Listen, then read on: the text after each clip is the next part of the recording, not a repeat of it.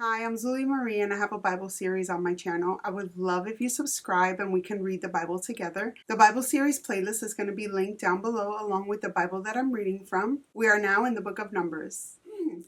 Numbers chapter 22. Balak summons Balaam, and the Bible reads, Then the Israelites traveled to the plains of Moab and camped along the Jordan across from Jericho. Now Balak son of Zippor saw all that Israel had done to the Amorites, and Moab was terrified because there were so many people. Indeed, Moab was filled with dread because of the Israelites. The Moabites said to the elders of Midian, This horde is going to lick up everything around us, as an ox licks up the grass of the field. So Balak, son of Zippor, who was king of Moab at that time, sent messengers to summon Balaam, son of Beor, who was at the Pethor near the Euphrates River, in his native land.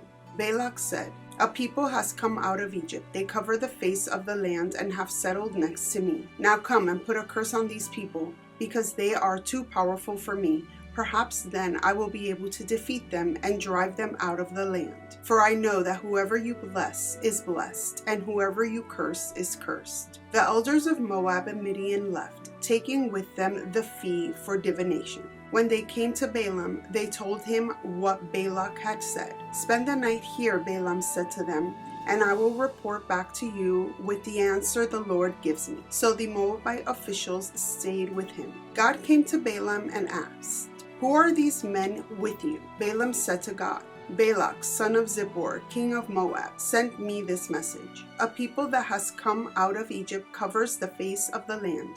Now come and put a curse on them for me. Perhaps then I will be able to fight them and drive them away. But God said to Balaam, Do not go with them. You must not put a curse on those people because they are blessed. The next morning, Balaam got up and said to Balak's officials, Go back to your own country, for the Lord has refused to let me go with you. So the Moabite officials returned to Balak and said, Balaam refused to come with us. Then Balak sent other officials, more numerous and more distinguished than the first. They came to Balaam and said, This is what Balak son of Zippor says.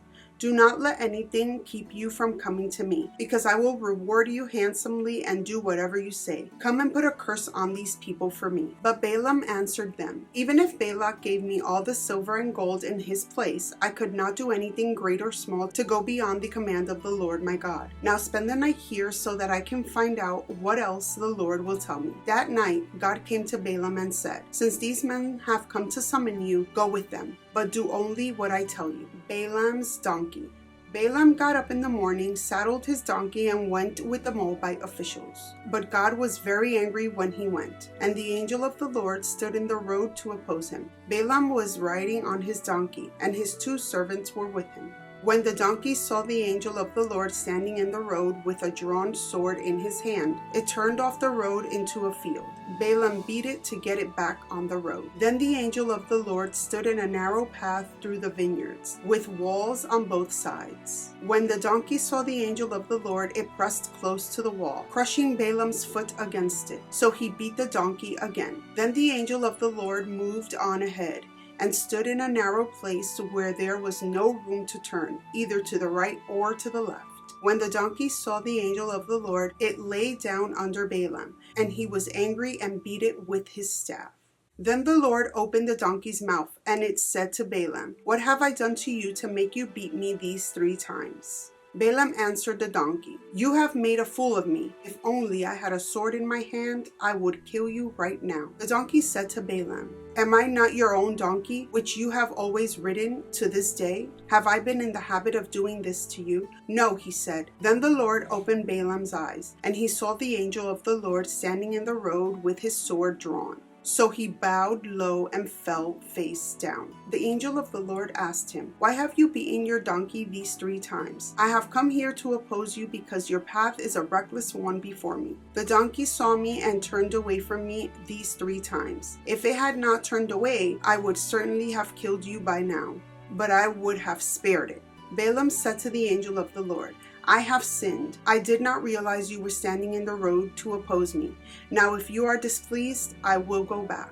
The angel of the Lord said to Balaam, Go with the men, but speak only what I tell you. So Balaam went with Balak's officials. When Balak heard that Balaam was coming, he went out to meet him at the Moabite town on the Aram border, at the edge of his territory. Balak said to Balaam, "Did I not send you an urgent summons? Why didn't you come to me? Am I really not able to reward you?" "Well, I have come to you now," Balaam replied. "But I can't say whatever I please. I must speak only what God puts in my mouth." Then Balaam went with Balak to Kiriath Huzoth. Balak sacrificed cattle and sheep and gave some to Balaam and the officials who were with him. The next morning, Balak took Balaam up to Bamoth Baal, and from there he could see the outskirts of the Israelite camp. Numbers chapter 23, Balaam's first message. Balaam said, "Build me 7 altars here, and prepare 7 bulls and 7 rams for me." Balak did as Balaam said, and the 2 of them offered a bull and a ram on each altar. Then Balaam said to Balak, "Stay here beside your offering while I go aside. Perhaps the Lord will come to meet with me. Whatever he reveals to me, I will tell you." Then he went off to a barren height. God met with him, and Balaam said, "I have prepared 7 altars, and on each altar I have offered a bull and a ram." Then the Lord put a word in Balaam's mouth and said, "Go back to Balak and give him this word." So he went back to him and found him standing beside his offering with all the Moabite officials. Then Balaam spoke his message. "Balak brought me from Aram, the king of Moab from the eastern mountains. Come," he said, "curse Jacob for me. Come, denounce Israel. How can I curse those whom God has not cursed? How can I denounce those whom the Lord has not denounced? From the rocky peaks I see them. From the heights I view them. I see a people who live apart and do not consider themselves one of the nations. Who can count the dust of Jacob, or even number a fourth of Jacob? Let me die the death of the righteous, and may my final end be like theirs." Balak said to Balaam, "What have you done to me? I brought you to curse my enemies, but you have done nothing but bless them." He answered, "Must I not speak what the Lord puts in my mouth?" Balaam's second message. Then Balak said to him, "Come with me to another place, where you can see them. You will not see them all, but only the outskirts of their camp, and from there curse them for me." So he took him to the field of Zophim, on the top of Pisgah, and there he built 7 altars and offered a bull and a ram on each altar. Balaam said to Balak, "Stay here beside your offering while I meet with him over there." The Lord met with Balaam and put a word in his mouth and said, "Go back to Balak and give him this word." So he went to him and found him standing beside his offering with the Moabite officials. Balak asked him, "What did the Lord say?" Then he spoke his message. "Arise, Balak, and listen. Hear me, son of Zippor. God is not human that he should lie, not a human being that he should change his mind. Does he speak and then not act? Does he promise and not fulfill? I have received a command to bless. He has blessed, and I cannot change it. No misfortune is seen in Jacob, no misery observed in Israel. The Lord their God is with them. The shout of the king is among them. God brought them out of Egypt. They have the strength of a wild ox. There is no divination against Jacob, no evil omens against Israel. It will now be said of Jacob and Israel, see what God has done. The people rise like a lioness. They rouse themselves like a lion that does not rest till it devours its prey and drinks the blood of its victims." Then Balak said to Balaam, "Neither curse them at all, nor bless them at all." Balaam answered, "Did I not tell you I must do whatever the Lord says?" Balaam's third message.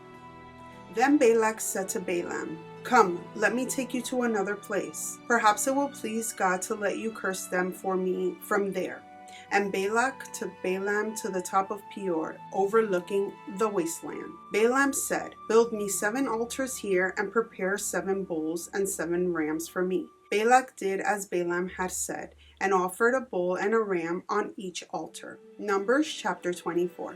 Now when Balaam saw that it pleased the Lord to bless Israel, he did not resort to divination as at other times, but turned his face toward the wilderness. When Balaam looked out and saw Israel encamped tribe by tribe, the Spirit of God came on him, and he spoke his message. The prophecy of Balaam, son of Beor, the prophecy of one whose eye sees clearly, the prophecy of the one who hears the words of God, who sees a vision from the Almighty, who falls prostrate and whose eyes are open. How beautiful are your tents, Jacob, your dwelling places, Israel. Like valleys they spread out, like gardens beside a river, like aloes planted by the Lord, like cedars beside the waters. Water will flow from their buckets, their seed will have abundant water. Their king will be greater than Agag, their kingdom will be exalted. God brought them out of Egypt, they have the strength of a wild ox. They devour hostile nations and break their bones in pieces. With their arrows they pierce them. Like a lion they crouch and lie down, like a lioness who dares to rouse them. May those who bless you be blessed, and those who curse you be cursed. Then Balak's anger burned against Balaam. He struck his hands together and said to him, I summoned you to curse my enemies, but you have blessed them these 3 times. Now leave at once and go home. I said I would reward you handsomely, but the Lord has kept you from being rewarded. Balaam answered Balak, did I not tell the messengers you sent me, even if Balak gave me all the silver and gold in his place, I could not do anything of my own accord, good or bad, to go beyond the command of the Lord? And I must say only what the Lord says. Now I am going back to my people, but come, let me warn you of what this people will do to your people in days to come. Balaam's 4th message.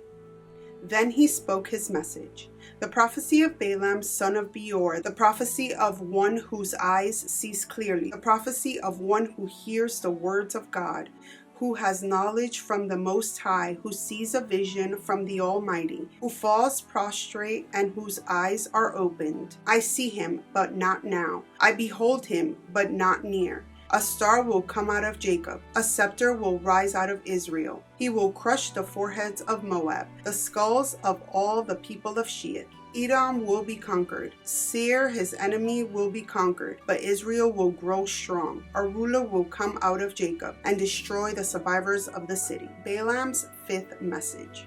Then Balaam saw Amalek and spoke his message. Amalek was first among the nations, but their end will be utter destruction. Balaam's 6th message. Then he saw the Kenites and spoke his message. Your dwelling place is secure. Your nest is set in a rock. Yet you Kenites will be destroyed when Asher takes you captive. Balaam's 7th message. Then he spoke his message. Alas, who can live when God does this? Ships will come from the shores of Cyprus. They will subdue Asher and Eber, but they too will come to ruin. Then Balaam got up and returned home, and Balak went his own way. Numbers chapter 25. Moab seduces Israel. While Israel was staying at Shittim, the men began to indulge in sexual immorality with Moabite women, who invited them to the sacrifices of their gods. The people ate the sacrificial meal and bowed down before these gods. So Israel yoked themselves to the Baal of Peor, and the Lord's anger burned against them. The Lord said to Moses, Take all the leaders of these people, kill them and expose them in broad daylight before the Lord, so that the Lord's fierce anger may turn away from Israel. So Moses said to Israel's judges, Each of you must put to death those of your people who have yoked themselves to the Baal of Peor. Then an Israelite man brought into the camp a Midianite woman, right before the eyes of Moses and the whole assembly of Israel, while they were weeping at the entrance to the tent of meeting. When Phinehas, son of Eleazar, the son of Aaron, the priest, saw this, he left the assembly, took a spear in his hand, and followed the Israelite into the tent. He drove the spear into both of them, right through the Israelite man and into the woman's stomach. Then the plague against the Israelites was stopped.